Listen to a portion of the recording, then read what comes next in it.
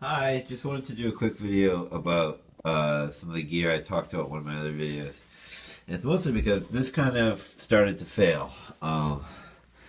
These are great mitts. The outside here, this construction is great. It's very solid and durable. The problem with these, I think I went over my other video, that these are a two-part mitten system with a Gore-Tex shell that has a liner that's sewn into it, and then a fleece liner that you can pull out that has some Velcro, and it helps it attach in, and you can articulate the fingers, like you can flip these up, and they're great. That's great. I like this part of this mitt system. The problem with these, I found, is that after just basically a week of wearing them, and granted I did wear them pretty hard, but these are not well stitched. I've already had the stitching come apart here, as well as on the under mitt. On this mitt, yeah, you can see the stitching here, very poor.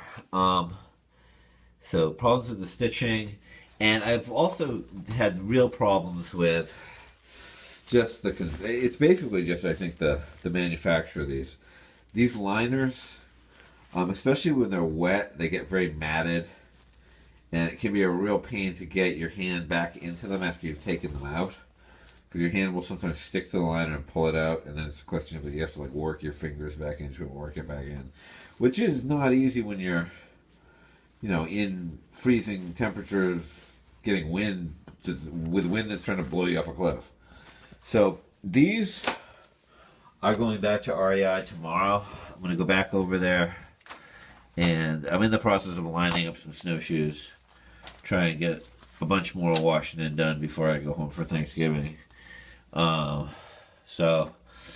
I don't think, I'm not even going to talk about that. So anyway, this is just my review of the OR Meteor mitts. These are, I'm revising some of my previous statements. These are fairly mediocre.